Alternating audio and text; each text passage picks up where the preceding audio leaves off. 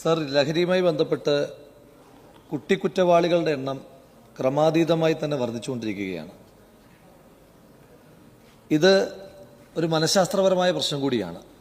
കേരളത്തിൽ പല ജില്ലകളിലുണ്ടായ ഇത്തരത്തിലുള്ള അക്രമ സംഭവ വികാസങ്ങളുടെ പശ്ചാത്തലത്തിൽ ആ ഡാറ്റ ഏതെങ്കിലും തരത്തിലുള്ള മനഃശാസ്ത്രപരമായ പരിശോധനകൾക്ക് വിധേയമാക്കാൻ ഉദ്ദേശിക്കുന്നുണ്ടോ?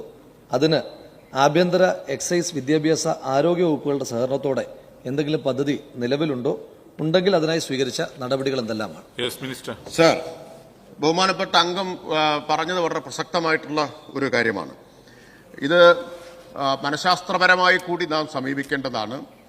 കേരളത്തിലെ സമൂഹത്തിന്റെ പൊതുവിൽ, പ്രത്യേകിച്ച് കേരളീയ കൗമാരത്തിന്റെ അവരഭിമുഖീകരിക്കുന്ന മനഃശാസ്ത്രപരമായിട്ടുള്ള പ്രശ്നങ്ങൾ, മാനസിക സംഘർഷങ്ങൾ, അത് ഗൗരവമായിട്ടുള്ള പഠനത്തിന് വിധേയമാക്കേണ്ടതാണ്. ബഹുമാനപ്പെട്ട മുഖ്യമന്ത്രി അടിയന്തര പ്രമേയത്തിന്റെ മറുപടിയിൽ, നേരത്തെ സംബന്ധിച്ച് നാം ചർച്ച ചെയ്ത അടിയന്തര പ്രമേയത്തിന്റെ മറുപടിയിൽ ഇക്കാര്യം ചൂണ്ടിക്കാണിച്ചിരുന്നു. എല്ലാ വിദഗ്ധരെയും ഉൾപ്പെടുത്തിക്കൊണ്ടും അവരുടെ എല്ലാം സഹായത്തോടുകൂടിയും ഇക്കാര്യത്തിൽ വിശദമായിട്ടുള്ള പഠനം തന്നെ, ശാസ്ത്രീയമായിട്ടുള്ള പഠനം തന്നെ നടത്തുമെന്ന് മുഖ്യമന്ത്രി അറിയിച്ചിട്ടുണ്ട്.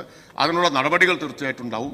ഒരു കാര്യം കൂടി ഇക്കാര്യത്തിലുള്ളത്, ഞാൻ നേരത്തെ പറഞ്ഞ കാര്യം ആവർത്തിക്കുകയാണ്. കുട്ടികൾക്കിടയിൽ അക്രമവാസന ഉണ്ടാവുന്നുണ്ട്. നമ്മളതിനെ കുറ്റവാളികൾ എന്നൊക്കെ വിശേഷിപ്പിക്കാമോ എന്നുള്ളതും അതൊരു മനഃശാസ്ത്രപരമായ ശരിയായ സമീപനമല്ല. കുറ്റവാളികൾ എന്നവരെ ചാപ്പകുത്തുന്നത്. പക്ഷേ അക്രമവാസന പെരുകുന്നു, വയലൻസിന്റെ ഗ്ലോറിഫിക്കേഷൻ ഉണ്ടാകുന്നു, സെലിബ്രേഷൻ ഓഫ് വയലൻസ് സംഭവിച്ചുകൊണ്ടിരിക്കുന്നു. ഇതൊക്കെ ഈ പശ്ചാത്തലത്തിൽ വേണം നമ്മളിതിനെ കാണാൻ. അപ്പം അല്ലാതെ ഇത് കേവലം ലഹരിയുടെ മാത്രം പ്രശ്നമല്ല. ലഹരി ഒരു വലിയ വെല്ലുവിളിയാണ്. ലഹരി പോലെ തന്നെ ഹിംസ ഒരു ലഹരിയായിട്ട് മാറുന്നുണ്ട്.